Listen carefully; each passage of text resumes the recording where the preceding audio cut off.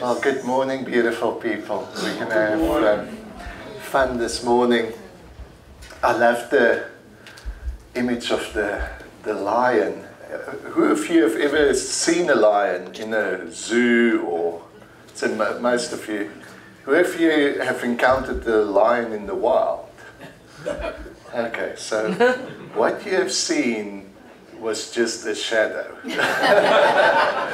of what the lion really is. I remember when I was about, I must have been 5 or 6, it's before must have been 5, before I went to school. We kind of lived next to the Kruger National Park, and one of my favorite pastimes is when my brothers went off to school, I was just let loose into the wild.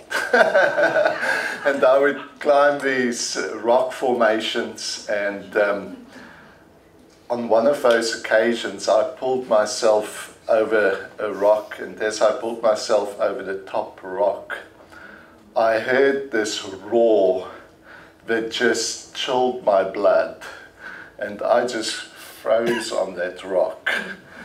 It felt like 4 hours, but it must have been minutes.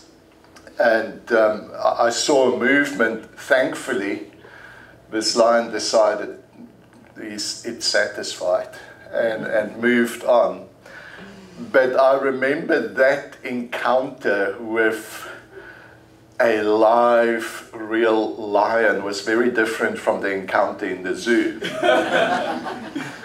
Because this creature could devour you.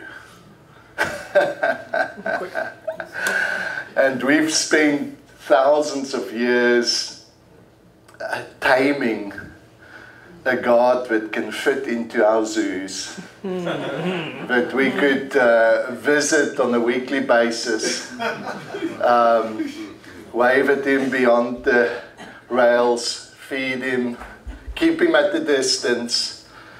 And what we have not realized is that the true God is the kind of God that does not fit into those structures. He's not tame. It's a God that does want to overwhelm us, wants to astound us, wants to devour in the most beautiful way everything you thought you knew about yourself. So, Papa, we just invite you this morning to come and encounter us, to come and reveal yourself. Come and overwhelm us. Thank you, Abba. And at the same time, this awesome, amazing, untamed God is also the most humble God.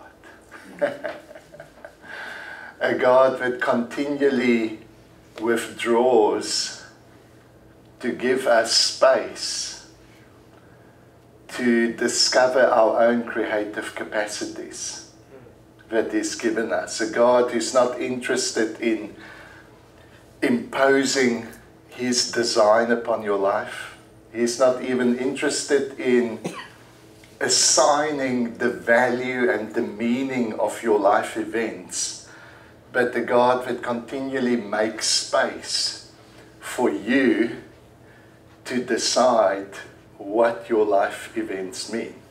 So if you haven't been here in our previous sessions, maybe go see those videos, but basically what we try to explore, and we're going to take it a little bit deeper this morning, is that grammar, the rules of language are necessary to make communication understandable and possible.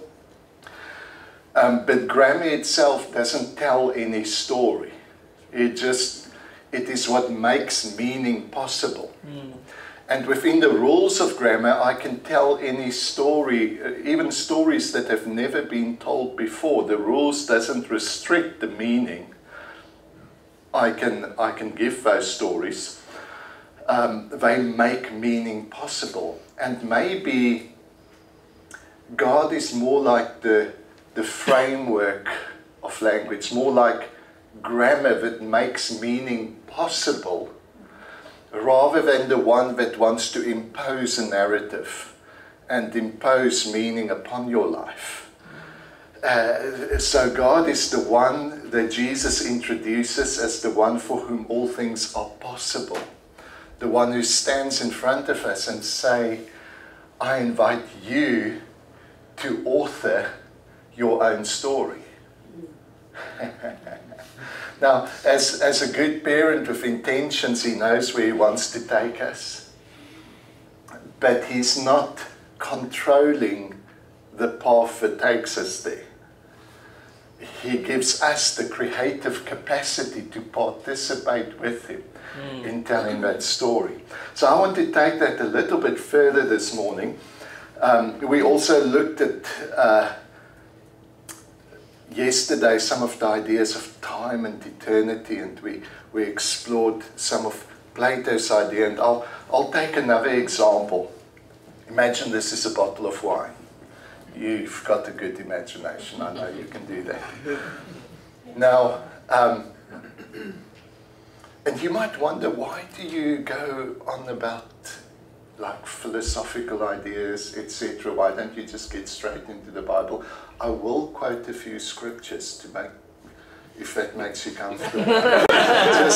just hold on. But most of our understanding of those scriptures are formed within categories of understanding that has been formed by the philosophies of our culture that we grow into, etc. So that's why it's good to deal with those things as well. Now, the Platonic idea of what gives substance or essence to anything, if this is a bottle of wine, is he imagined that there's a heavenly realm where there's the perfect bottle of wine. And every bottle of wine on the earth is kind of a copy of that bottle. And if you wanted to know what is the essence, the substance of this wine, Plato would say it derives it from this heavenly realm. That is its essence. Why is that relevant? Because in theological terms, we've interpreted that to mean that somewhere in me there's a spirit, an essence, a substance. And it was designed by God, and the perfect copy of that spirit is in the heavenly realm, and he deposited in me something called the true Andre. And my job is to just find it and be it. Does that sound familiar? Have you had similar ideas within your faith upbringing? Now that's quite fundamental to how you understand what and who you are. Wouldn't you agree? Now, the philosophical categories in which that understanding has developed, the philosophy has moved on, but the theology for most of it is still stuck in that 3rd or 4th century way of thinking. So philosophically what has happened is there's been a move from what was called spirit metaphysics. This is this idea that there's a spirit substance that derives from the heaven realm. It's moved from that to a relational metaphysics. And what that means is today, when we look at the bottle of wine, we don't really think that it derives its essence from a heavenly realm. We actually realize that there was a farmer who went and looked at the piece of land, and he said, well, this is just at the right angle. It's the right kind of soil. It's the right kind of ecology. I'm going to plant this kind of vine here. And it's the relationship between that particular vine and that particular soil. It's the relationship between the bacteria within the soil and the plant. It's the relationship between the soil and the weather and the rain.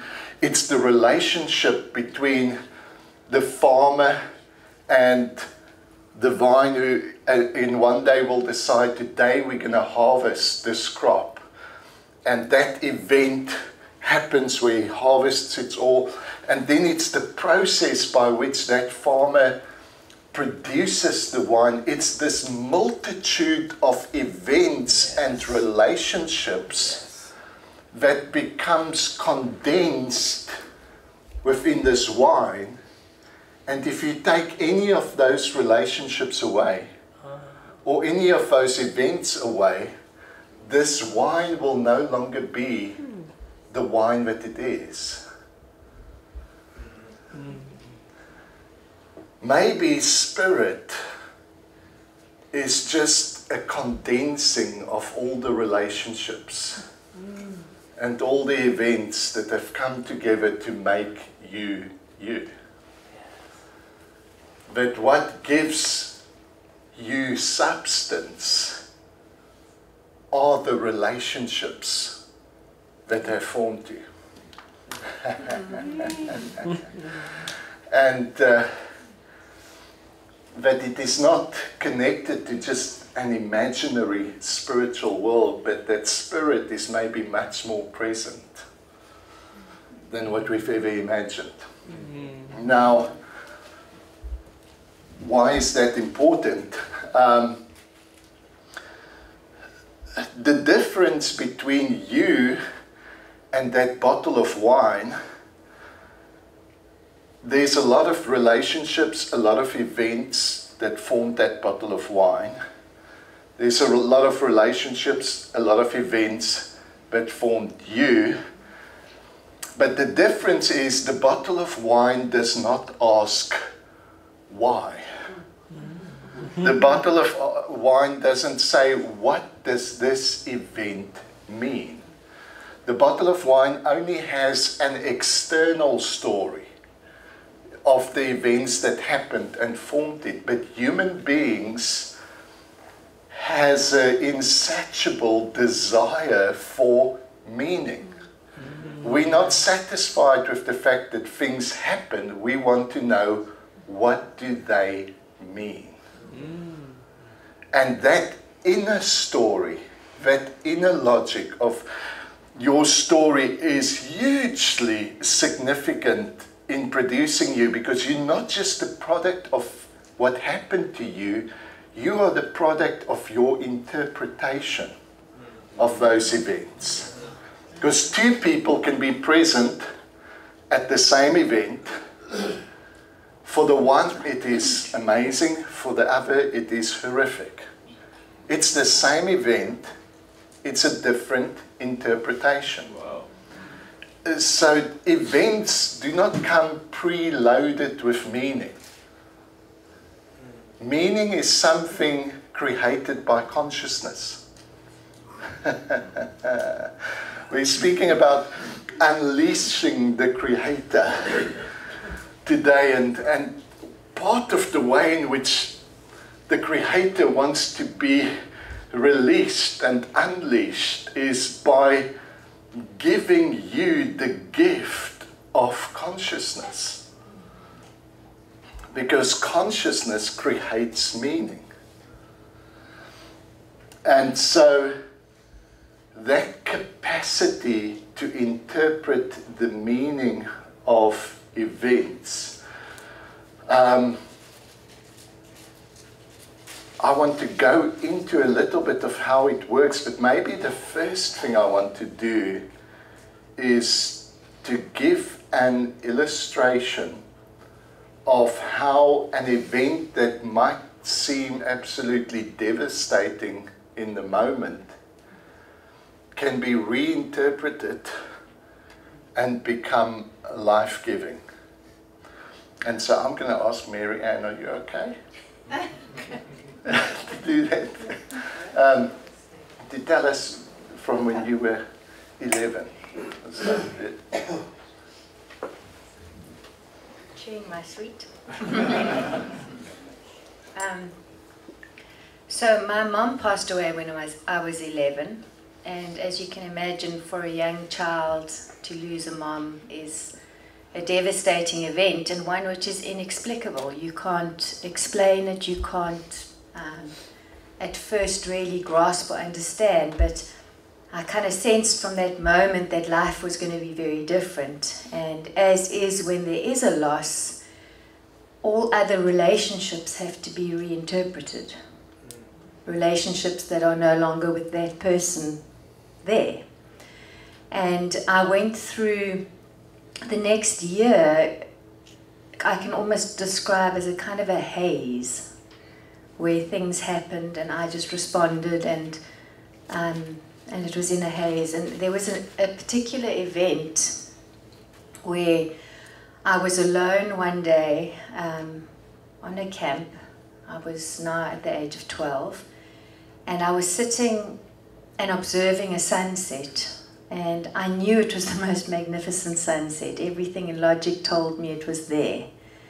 But something in my experience would not let it in.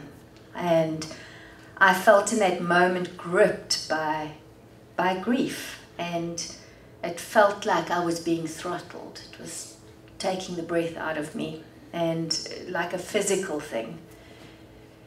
And in that moment, I heard my mom's voice, and it was very clear. It was as if she was sitting next to me. And she said, she used to call me Melan. She said, Melan, and I knew, yes. And she said, I am so happy where I am. I want you to know that I am happy. And she said, now I want you to listen to me very carefully. I want you to live your life to the full, and never, ever let my death be an excuse for you not to live. And in that moment of grief, it suddenly everything just lifted. And I knew that I had permission to live, that I didn't need to let this moment define me for the rest of my life, but that I had permission to live to the full. And I only understood that moment. It took years, really, to grasp what had happened to me then. I didn't share it with anyone because I thought they'd think I was crazy.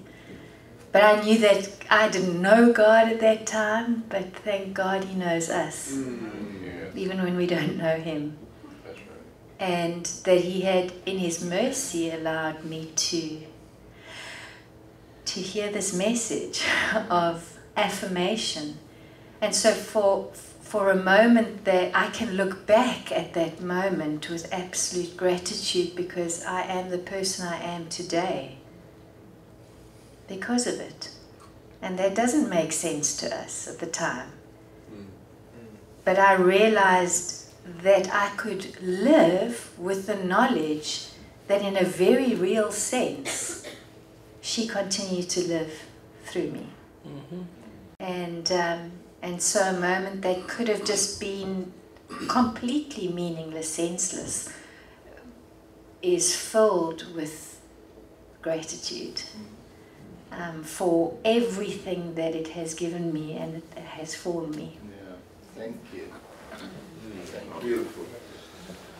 So just the illustration to show that events that might not make any sense, that doesn't seem to have any value in the moment. And I'm not suggesting in any way that God determined or planned for that event to be what it is, but God gives us the creative capacity to reinterpret events for them to become life-giving rather than destructive. And although they were wrong, evil, or whatever in the moment, there is still an opportunity, a possibility for the meaning to be transformed and become life-giving. So this capacity for, and this responsibility that God says, you create the meaning. Is that a bit scary, or is it exciting? Yes. What extravagant freedom, what an extravagant gift. What love for God to say, I don't want to be in control of your narrative. I just want to, in every moment, invite you to see the beauty and the possibility for new life, new love, new laughter, despite what has happened. And so God's goodness isn't measured by His ability to prevent bad things from happening. If that is how we measure His goodness, then we seriously need to doubt His goodness. But God is not the one controlling and deciding on every event. He's more the one that stands in front of us.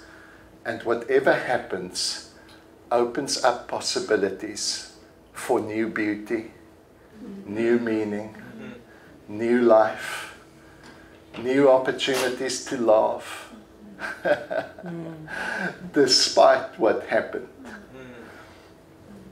You see, Jesus comes and introduces us to resurrection life, and resurrection life is not the kind of life that avoids death. It's the kind of life that says, despite the worst that can be done, it is not the end of the story. We were speaking with friends this morning and remembering a time even in our own lives where it felt like we went through a type of hell, a type of death. And what a joy to discover a God who is with us there in our greatest alienation, in our greatest doubt. And now we can look back at those memories and all we feel towards it is gratitude. So I want to introduce one last thought about this ability to create meaning, because if we are given the responsibility to create meaning, it would be nice to kind of understand how we go about doing it, wouldn't it? And how to create better rather than worse meaning, because as we said, people can be present at the same event and experience it very differently. I remember we were invited to a beautiful piano recital years ago, and we made our way to this beautiful mansion on the kind of the edge of a nature reserve that's next to the sea, just a beautiful place. And we arrived there, and as we walked into the house, these big glass doors opened up onto a patio, and it just kind of drew me through. And outside the waves were crashing, and there was a piano standing in the corner, and soon the pianist came, and we all sat down, and the new sound filled the air, and it was as if the music was unfolding what was present everywhere. Even the waves seemed to rhythmically play along with this music, and the sun was setting, and it felt like the colors and everything became audible. It all just contributed to this crescendo of meaning. And in that experience, I realized that what gives every note its significance and its beauty is all the notes that came before. Any note just on its own does not have the beauty without the context of the melody. The present sound is both a conclusion of all that happened, and somehow the whole melody still resonates within this sound.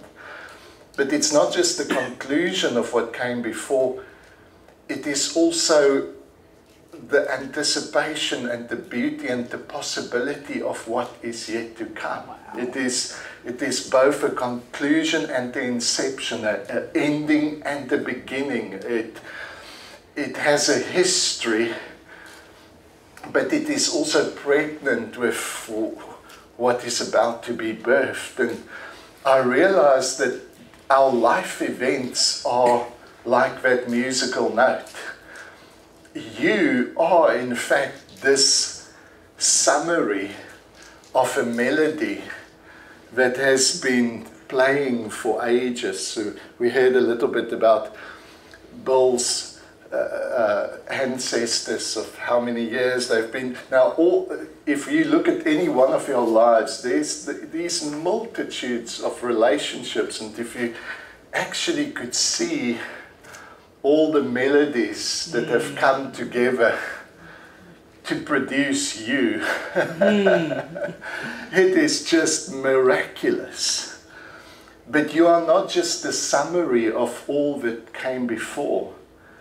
You are also a moment of possibility to produce something that has never been before.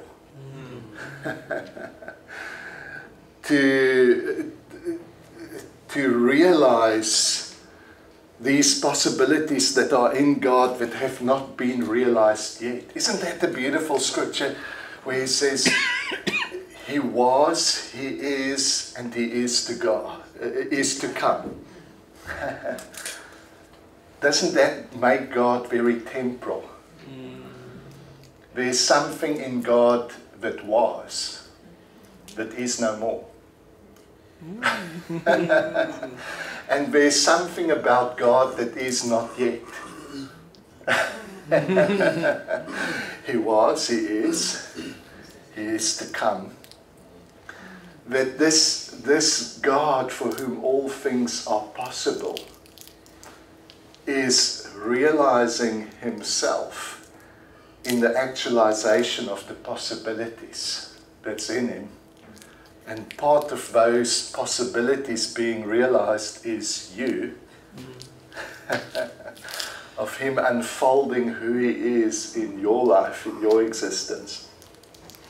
And so as I sat there and appreciated this moment, I knew that, especially the way I am, I can very easily just go off into my head, into thinking, and I could so easily have missed that moment. Have you ever been with somebody who wasn't there? I've often been with myself and I wasn't there. They're busy with yesterday, or they're busy with tomorrow, or they're busy somewhere beyond time, but they're not there. So there's a way of being conscious that can enrich your experience of reality, or there's a way of being conscious that blinds you to the beauty of what's present. You participate in creating your reality. You participate in creating your experience of your reality. And what this beautiful melody, what the gospel does, is not so much an invitation to escape this reality, as it is an invitation for your eyes to be opened to the potential and the beauty of what is present right here, right now.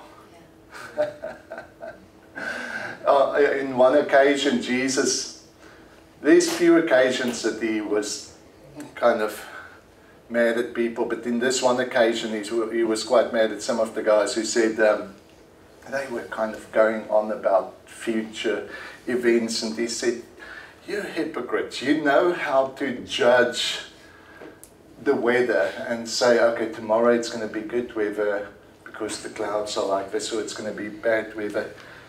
but you do not know how to recognize this present moment.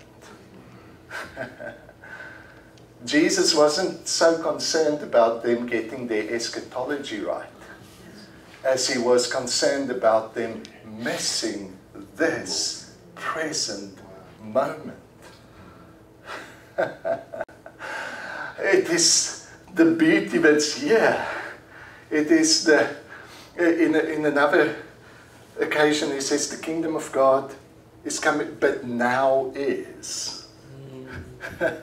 So instead of the way we say it theologically is the kingdom of God is here but not yet, he kind of seemed to just take a hold of the future and bring it into the present. Yes. There's something coming, but it's here. It is right here, right now. And so this moment presents an opportunity to create something really, really unique. We spoke about Newtonian physics and a little bit of quantum physics, but Newtonian physics is basically just the logic of cause and effect.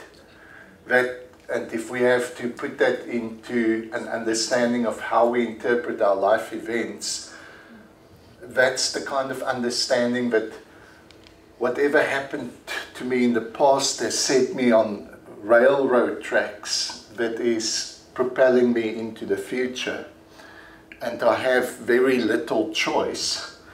Now it's true that the story that has happened to you up to this moment, if I look back, that is the story that brought me here. But the gospel opens up a space between the past and the future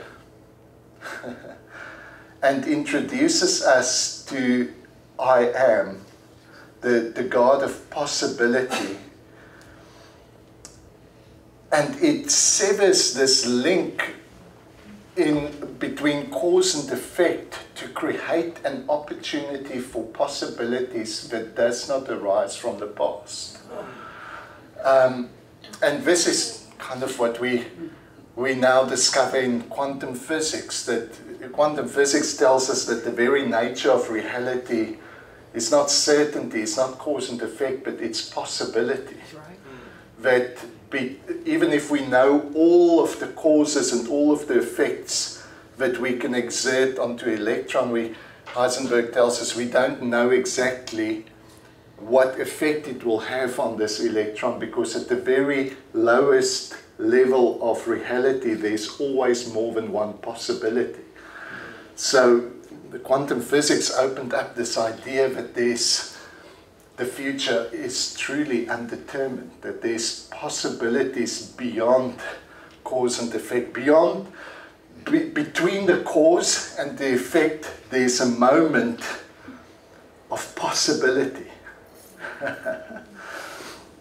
And it is that possibility that God invites us to say, you can decide what this event means. Now, unfortunately, most of us find security in being able to interpret the cause and predict the event so accurately that whatever happens to us, we want to make it fit into our story and to our way of interpreting things. And if it doesn't fit, we just ignore it. Or we suppress it because we don't like dealing with stuff that doesn't fit into the story. It's part of our brain operates like that. It wants certainty. But then there's a part of you, I like to call it the unconscious, which we were much more familiar with as children than what we are as adults. And that's the part that is not so certain about what things mean. It kind of has lots of options. And we don't have to try and remember when we were pre-conscious babies. You can just think of some of your dreams. Dreams are a little bit more chaotic. That you've got symbols and signifiers coming and in weird and wonderful places, and we often try and interpret our dreams from the perspective of the conscious mind, which is why they're so confusing. But if you understand that the unconscious don't attach the same meaning to the signifiers, it kind of proposes a meaning. If you think, oh, that's rubbish, okay, it proposes another meaning. It's kind of not sure what it means. Does this look good, or does this look good? And within the unconscious, there's also not the same sequence of time. There's a flow and a union that is very different from the conscious mind. It is a part of us that's a bit more chaotic, a part that's a bit more unstructured. It's kind of like Genesis 1 verse 2. This earth, it was void, chaotic, and it was a great depth of unformed chaos. But God comes and hovers over this chaos, over these unformed meanings, and the chaos is not God's enemy. It is actually the raw material from which He creates new meaning. And so, I wonder how far I can take this. How quickly. I'm just going to suggest this, but you can go get it in the Creative Chaos book if you want the depth to it. I'm just going to kind of give you an insight into it. The unconscious part of us, throughout many myths and stories throughout human history, it has always been symbolized with some form of a circle. Because a circle has no top or bottom, no, the left and right looks the same. It's a hole that encircles everything. This symbol developed into the circular snake or into the enclosed garden. Kind of the same symbolism that we find in Genesis. An enclosure, something in which all things are whole, complete and one. And we can understand it even as children, you know, before the age at which they develop self-consciousness. When there's no self that you are conscious of, there's no separation between self and others. Everything is one. That's why if a baby is in a room and another baby starts crying, it will just start crying as well, or laughing, because it's all part of it. There's no separation between the self and the other. There's a wholeness, a oneness.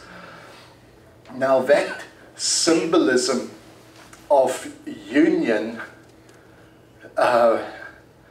there's something really beautiful and true about it. It's not just the product of a naive, undeveloped mind. I think it's a true participation in reality. There's a level in which all things are one. I think Colossians tells us that in Christ all things consists. But then our conscious mind develops, and that's quite a traumatic experience, because this is suddenly a part of me that says, I am separate from all else.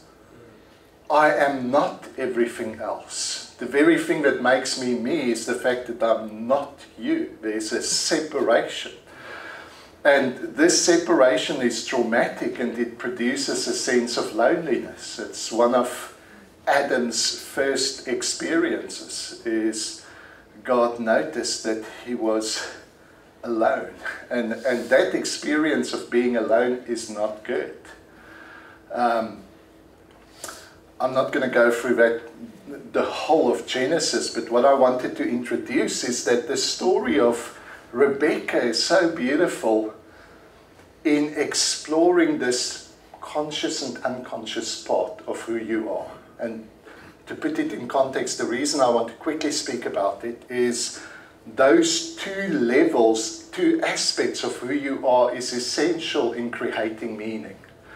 Because many of us get stuck in just creating meaning in the conscious part, in the logical part, and we miss out on a lot of the creativity and the wisdom of the unconscious. So that's why I'm dealing with this, to put it in context. So Rebekah, at one stage she's barren. I think that's a beautiful metaphor for when we become so certain about how our world works, about who we are, about who God is, our stories become sterile. Our stories become boringly predictable. They produce nothing new. We get stuck in our certainty. This is my story. This is my doctrine. This is my God. I'm absolutely certain and absolutely boring. That's what that kind of certainty produces. And so Rebekah is barren, and Isaac prays for her, and she conceives, and she discovers that there's another within herself. I think her pregnancy is this beautiful metaphor of discovering the other within the self. There's a part of you you know, and there's a part of you you don't.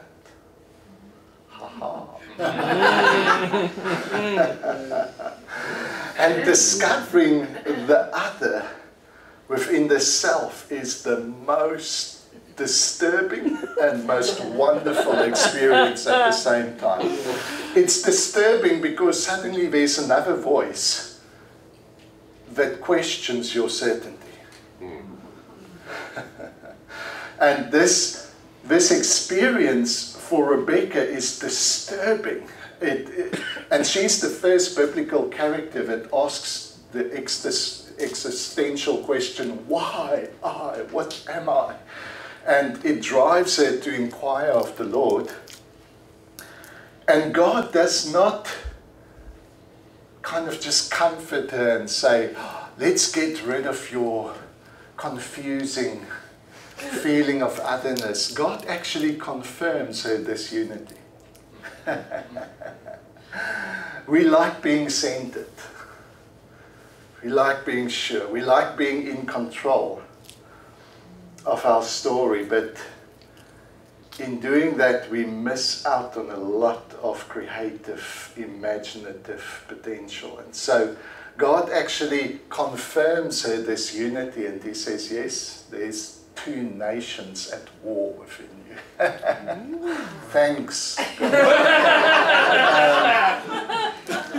And so I want to take the metaphor a little bit further. These are all metaphors, do you understand? When we speak about God, we always speak in metaphors. That's right.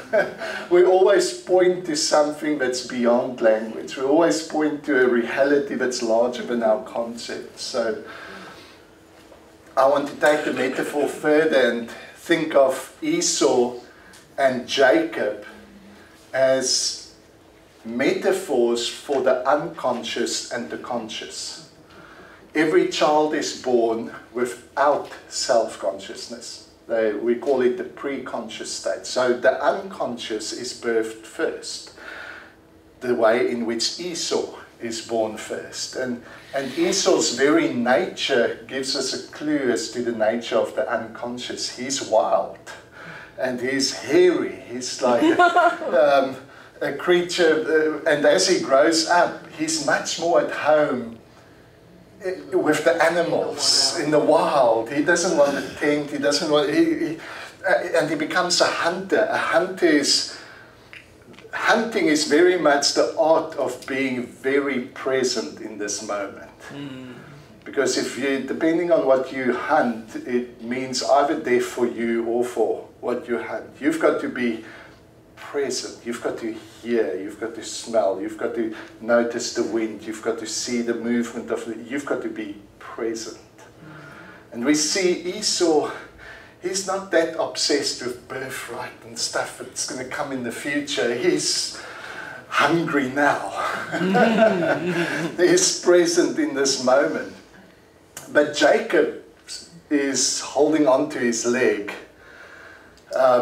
He follows not far behind, and And every child being born into this unconscious union, very soon discovers that there's something else brewing. The self-consciousness is present in the embryonic form, and Jacob is the one who's more refined and who wants to be in control. He's the guy that builds his own tent, a space where he created this space. He's in control of this space. And he's much more calculated and conscious of the future. You need both of those. But their story is very much the story of every human development. That there comes a time where the conscious part of you suppresses the unconscious, wants to take away its birthright, wants to deny its identity. And in that conflict between the conscious and the unconscious, it comes to a head when Jacob deceives Isaac and he takes the birthright and he becomes fearful of Esau and he flees.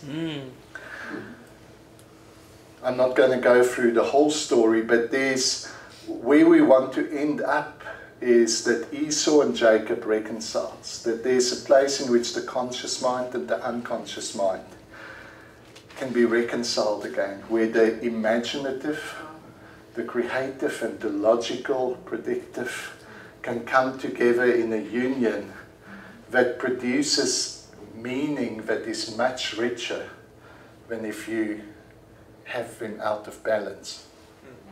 So Jacob comes to a place called Bethel.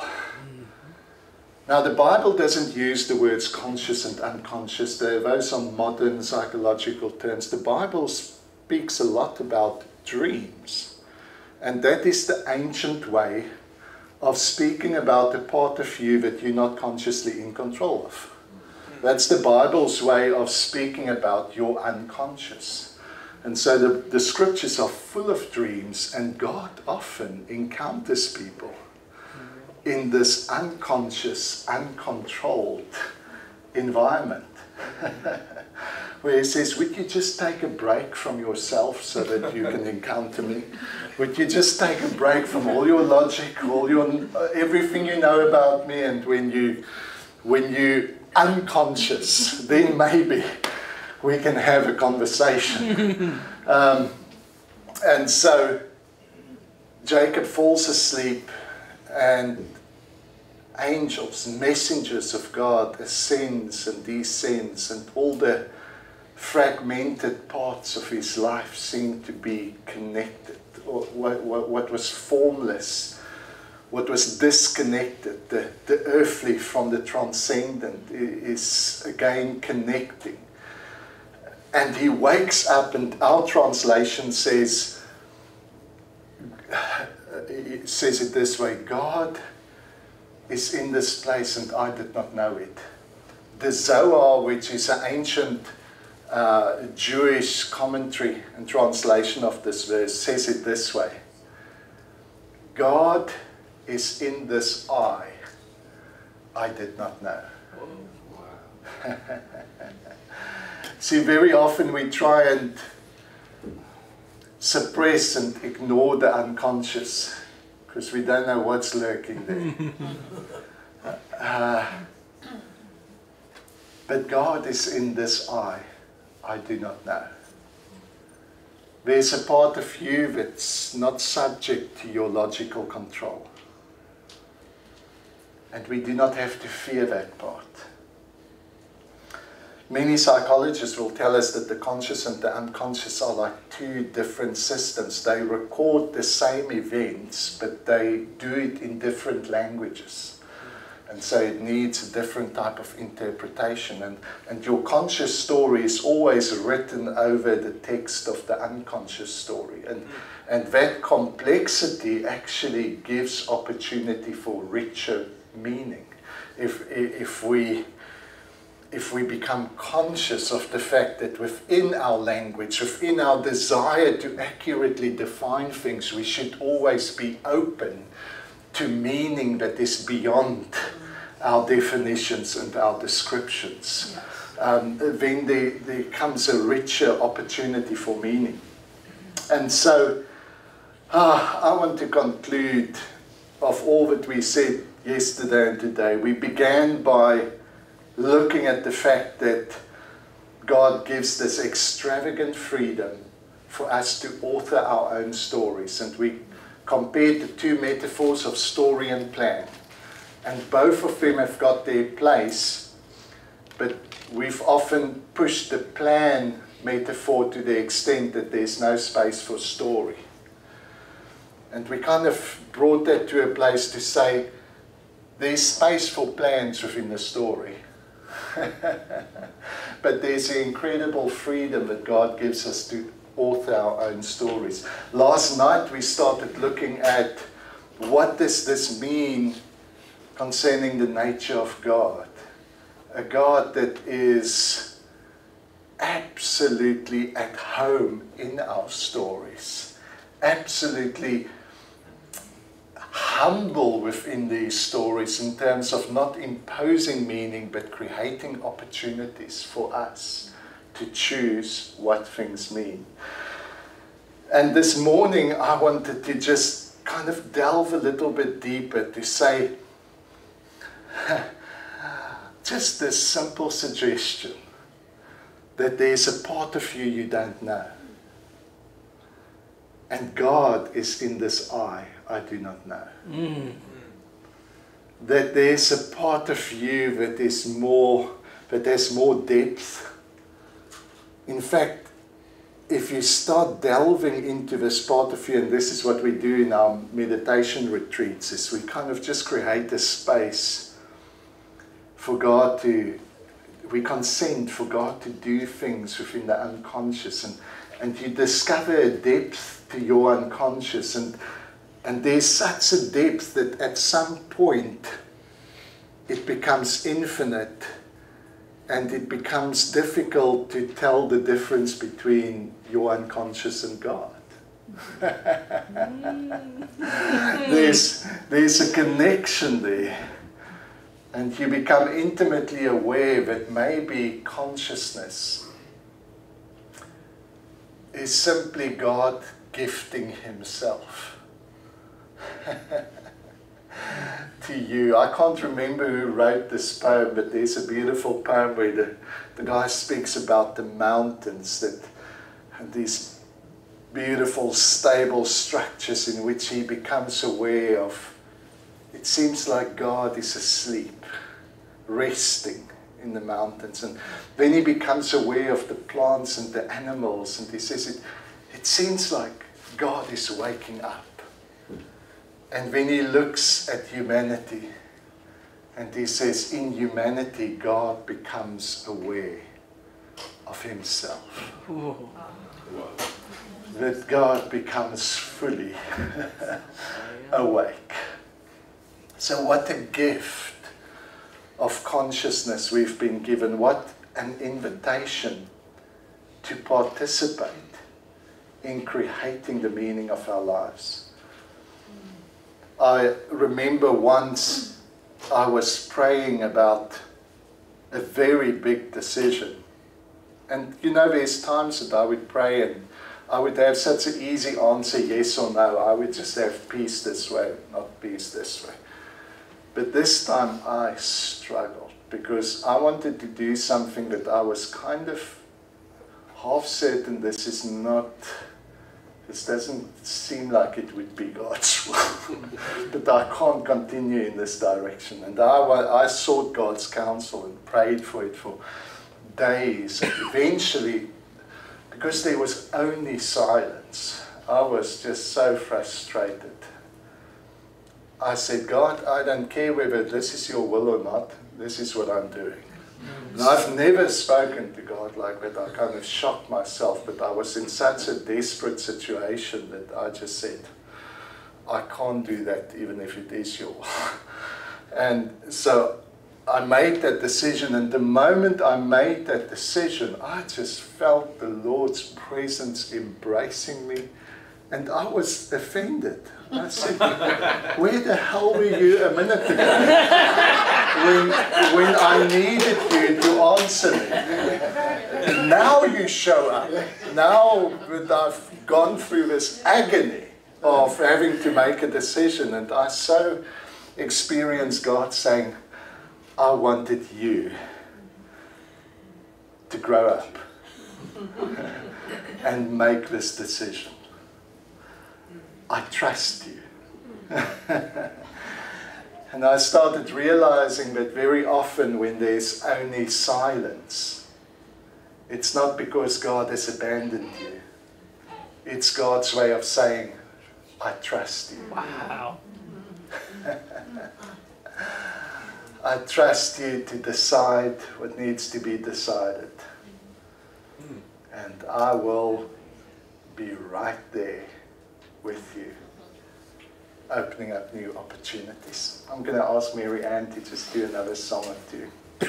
Thank you, Papa, for this beautiful gospel. Thank you, Jesus, for introducing us to the God of possibilities. A God that so trusts us to create the meaning of our lives, to create a new world. A world that acknowledges the beauty of God in all that is created. We honor you, Abba. Honor you. Amen.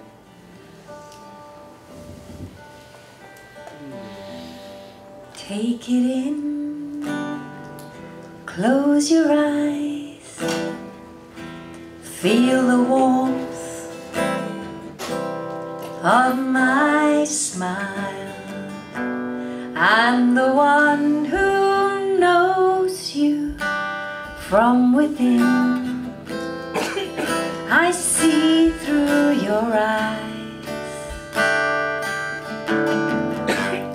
Take it in, now open your eyes. See the world through my smile. I'm the one who knows them from within. I see through their eyes and I say, enjoy this moment, it is ours.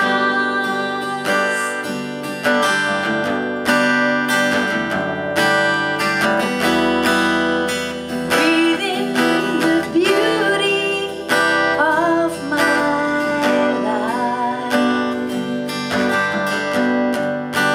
for I am ready to live, I'm ready to laugh, I am ready to love through your life. I'm so ready to see, ready to heal, I am ready to be through you.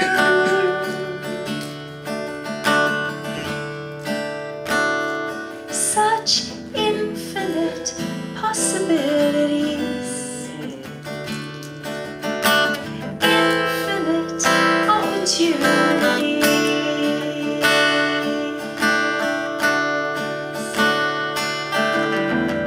We take it in, we open our eyes, we feel the warmth of your smile. You're the one who knows us from within.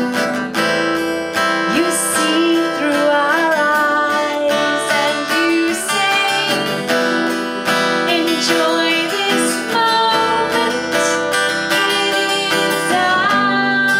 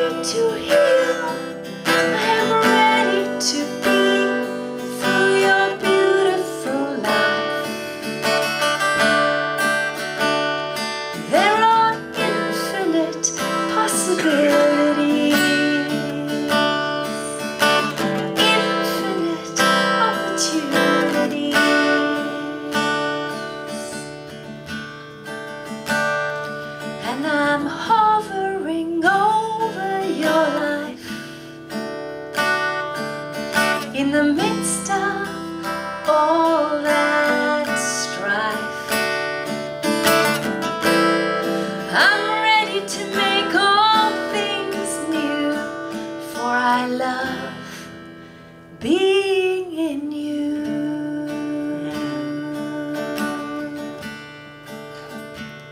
So take it in.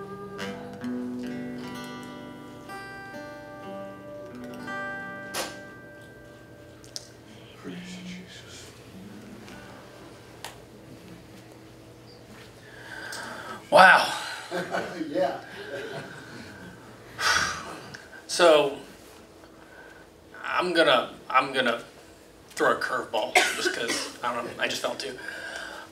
We were gonna invite a couple people up, and we may still do that in a second. I don't know, but I had a couple things that I just had to share, and then I feel like we'll do something else. Maybe, I don't know, but just something that Andre said that I just felt led to highlight. He focused on two metaphors, and it just something rocked me.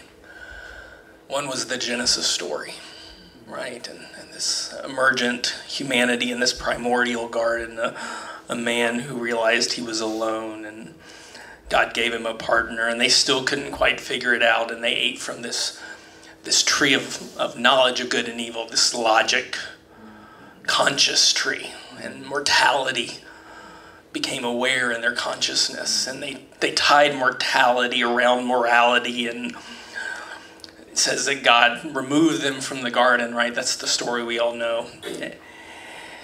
And then the Jacob story. Jacob leaves because he fears this chaotic wild brother, Harry, and he flees and he goes around. In both instances, prior to the reconciliation, or whatever we want to call it, in the garden story, we don't see the reconciliation take place in the way we would like it to be seen. In the story of Jacob and Esau, we do. We see a reconciliation that takes place, but there's an encounter before that. There's a wrestling match with God himself, right? There's a battle. There's a war that's raged. It's not a peace. It's a violent experience, to use a word. In the garden story, it's something I've shared with our little home group, our home community, that God showed me this. Can you remember what is placed in the garden between Adam and Eve? Cherub with a sword. There's a cherub with a flaming sword striking back and forth. Has anybody ever thought that's just the weirdest part of the Bible? I mean, think about it. God's like, hey, cast you, we're going to put you out here outside of this garden place, and I'm going to throw what's a cherub? If you know the answer, don't say it. Make it, yeah. What's a cherub? What? Does anybody? Angel baby.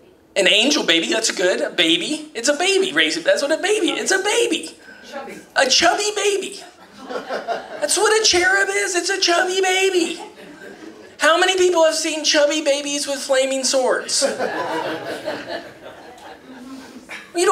It's weird.